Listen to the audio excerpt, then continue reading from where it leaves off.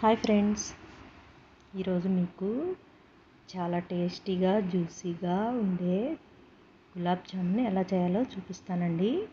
చూడండి ఎంత సాఫ్ట్గా క్రాక్స్ లేకుండా ఎంత బాగా వచ్చినాయో. కొంతమందికి అలా ఇరిగిపోతూ ఉంటాయండి, మధ్యలో ఉండల్లా కూడా వస్తుంటాయి. ఇలా సాఫ్ట్గా రావాలంటే నేను చేసే విధంగా చేయండి, చాలా బాగుంటాయి. ముందుగా గులాబ్ జామున్ మిక్స్ ఏదో ఒకటి తీసుకోండి, మీకు ఇష్టమైంది. అది 2 కప్స్ అవుతుందండి. ఇప్పుడు ఈ 2 కప్స్ పౌడర్లో 1/2 కప్పు వాటర్ సరిపోతుందండి. ఈ విధంగా కొంచెం కొంచెం వాటర్ యాడ్ చేసుకుంటూ మిక్స్ చేసుకోండి.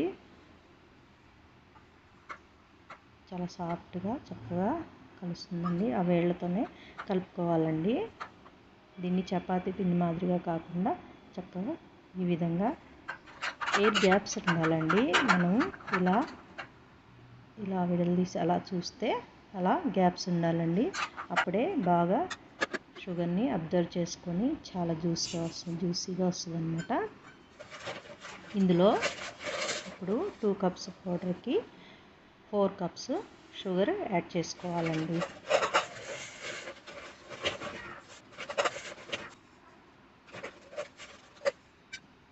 ఇప్పుడు వాటర్ కూడా 4 కప్స్ యాడ్ చేసుకోవాలి. షుగర్ ఎంత యాడ్ చేస్తే వాటర్ కూడా అంత యాడ్ చేసుకోవాలి. ఇప్పుడు గులాబ్ జామున్ మనము రెడీ చేసుకోవాలండి.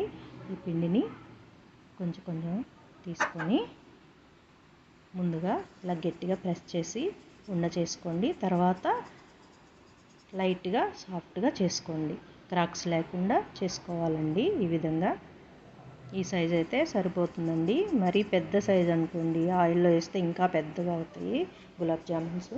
సో ఇలా ఈ విధంగా ఈ సైజులో చక్కగా చేసుకోండి. సాఫ్ట్గా క్రాక్స్ అనేవి ఉండకూడదండి. ఈ విధంగా అన్నీ చేసేసుకొని పెట్టుకోండి పక్కన. ఇప్పుడు మన షుగర్ సిరప్ రెడీ అయిందని చూద్దాం.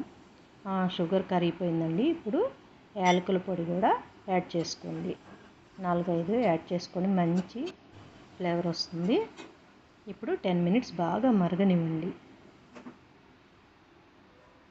చూడండి మరిగిని ఆఫ్ చేసి పక్కన పెట్టుకొని చల్లార్చుకోండి. ఇప్పుడు ఈ బాల్స్ మనము ఆయిల్లో ఫ్రై చేసుకోవాలండి. చూడండి క్రాక్స్ లేకుండా చేసుకున్నాం. ఇప్పుడు ఆయిల్ హీట్ అవ్వగానే బాగా హీట్ అవ్వాలండి. తర్వాత లో ఫ్లేమ్లో పెట్టుకొని ఈ బాల్స్ అన్నీ అందులో యాడ్ చేసుకొని చక్కగా ఫ్రై చేసుకోండి. వెంటనే తిప్పొద్దండి, కొద్దిగా పైకి వచ్చినాక కలర్ చేంజ్ అవుతుందండి. అప్పుడు గట్టిగా అవుతాయి కదా, అప్పుడు ఇలా ఈ విధంగా మిక్స్ చేసుకుంటూ గోల్డెన్ బ్రౌన్ కలర్ వచ్చే వరకు చక్కగా ఫ్రై చేసుకోండి. ఈ విధంగా చూడండి. ఇప్పుడు ఇవన్నీ డిష్ అవుట్ చేసుకొని చూడండి అన్ని ఫ్రై అయినాయి. ఇప్పుడు ఆ షుగర్ సిరప్లో యాడ్ చేసేసుకోండి. మొత్తం 1 అవర్ అలాగే ఉంచండి. ఆ సిరప్ అంతా అబ్జర్వ్ చేసేసుకుంటుంది. చక్కగా జ్యూసీగా రెడీ అయిపోయిందండి గులాబ్ జామ్. చూడండి ఇప్పుడు మనము ఒకటి కట్ చేసి చూద్దాం ఎంత సాఫ్ట్గా వచ్చిందో. చూడండి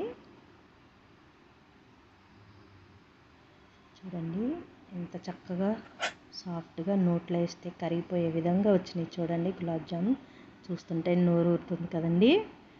చూడండి తప్పకుండా ఈ విధంగా ట్రై చేయండి. చాలా సాఫ్ట్గా వచ్చాయండి.